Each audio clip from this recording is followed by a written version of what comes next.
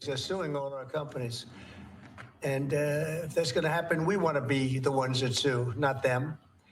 And they use it almost as a form of running European countries, and the EU in particular has been very violent in its lawsuits against our companies, and frankly, very violent and very bad to our airlines.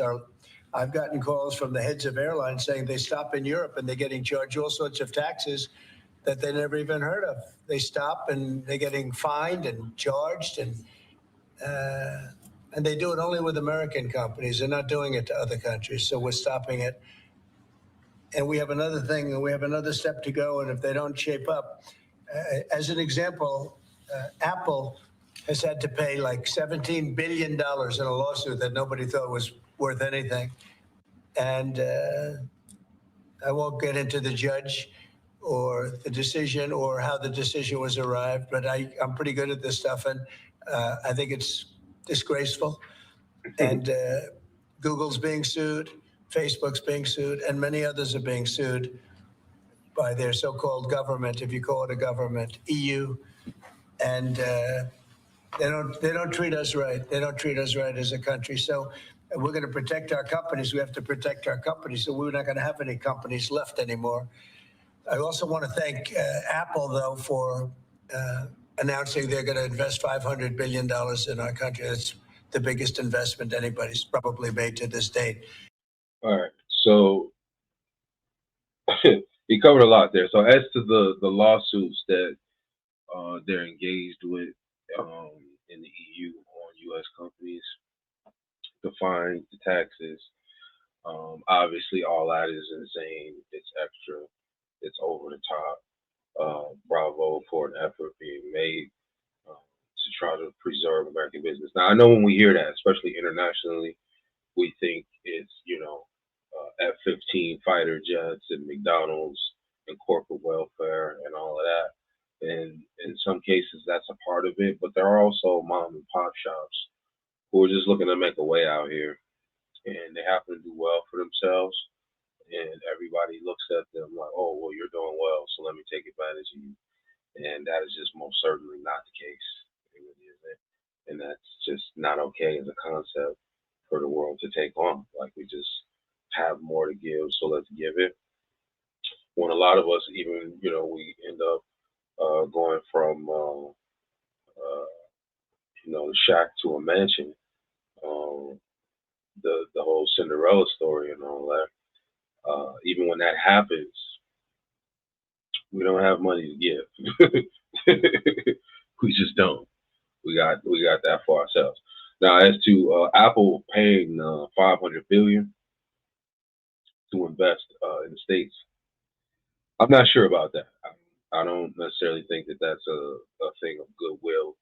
I think that there may be some kind of a spying agenda under the guise of data gathering for the purpose of a better consumer experience and all that.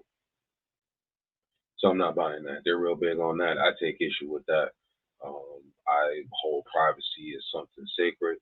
A lot of people these days do not, and companies like Apple, Facebook, and all that most certainly do not. So I'm not necessarily big on that $500 billion investment because in all likelihood, a significant percentage of that is going towards some kind of a spying program for sure. And they're going to do it very quickly, and that's because of tariffs. They don't want to pay the tariffs, and they feel very strongly about the country. Now, they wouldn't have done it without us. Without the Trump administration, they wouldn't have done it. But they feel very strongly about the direction of the country. The polls have shown that too. The polls are coming out showing direction of the company is of the country is the best they've ever seen, actually. He said the direction of the country, but he misspoke or what they call a Freudian slip and said company, the direction of the company, meaning the country. But most certainly he's running it, and many argue that the United States is indeed a corporation um, owned by a private board of shareholders at the as the Federal Reserve, and then the president comes in, and receives the vision from the CEO, carries out that vision, and there you go. best they've ever seen. So I just want to thank Tim Cook and Apple for the confidence. $500 billion. That's the biggest investment anyone has made in a short period of time. Mr. President, have you spoken today with the House Republican holdouts who said they would not be supporting the budget resolution? Well, I'm not involved in that. They know what I want, and the Senate knows what I want too. And the Senate's got a bill that's very strong, having to do with the taxes, because the taxes is what's bringing all these companies in. So, and without it, by the way, you'd have to double your own taxes. Everybody would be doubled up, and or you'd have the biggest tax increase ever. So the House has a bill and the Senate has a bill, and I'm looking at them both, and I'll make decisions. But I don't know where they are in the vote. I know the Senate's doing very well, and the House is doing very well, but each one of them has things that I like. So we'll see if we can come together.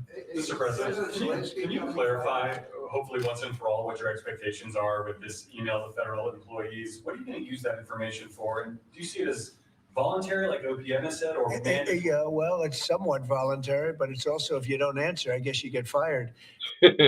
Somewhat voluntary, but if you don't answer, you get fired. That's funny. What it really I'm is, still lost on that. what it is do people exist? We have this massive government with millions of people, and nobody knows who's working for the government, who's not. So what they're doing is they're sending out a letter to everybody, and they're saying, what were the things you did last week? I guess they ask for 5. And if people are working, it's easy. I could tell you 5 things I did last week. I could tell you 5 things I did 6 weeks ago, right? If they're there and they're working, they're able to say they did 5 things during work. And that means they're working and they're with us and they have no further obligation. If they're not, it could be there's no such person. It could be that the person's no longer working. They're no longer living at that address. They may be moved. Maybe they moved to a different country, or maybe the person doesn't exist.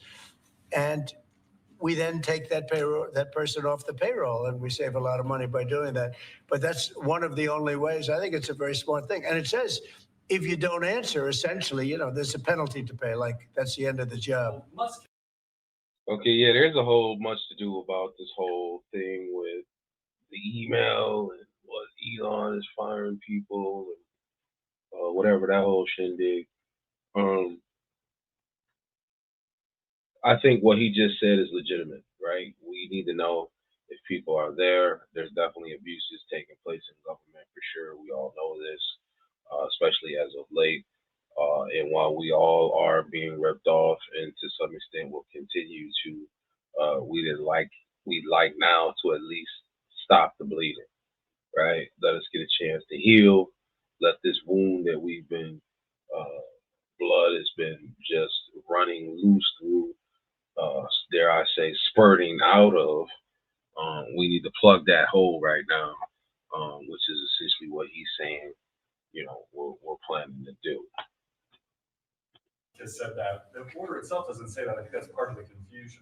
Is he speaking for you when he says? Yeah. Everybody speaks for me. I'm the one. I'll take responsibility. The old statement, the buck stops here, right? Famous statement. Well, I can say the same thing. The buck stops here. No, we have to find out if people are getting paid and they're not working, and they have a problem. Let's say they have another job, and then they write in false statements. It's a big problem if they write in false statements. They may be working for somebody else, but getting paid by the U.S. government, and that would mean that they're not allowed to be doing that. They're not allowed to be working for us and be working for somebody else. We're paying them a lot of money. We're paying them. So we'll see. That solves that problem. Most people aren't willing to say that, we're doing this, and this, and this for the U.S. government, and yet they're at another job, because that's a big problem for them if they do that. So That's kind of crazy to where. All right, I mean, I can understand how the idea of naming 5 things can make you feel like a child or infantile,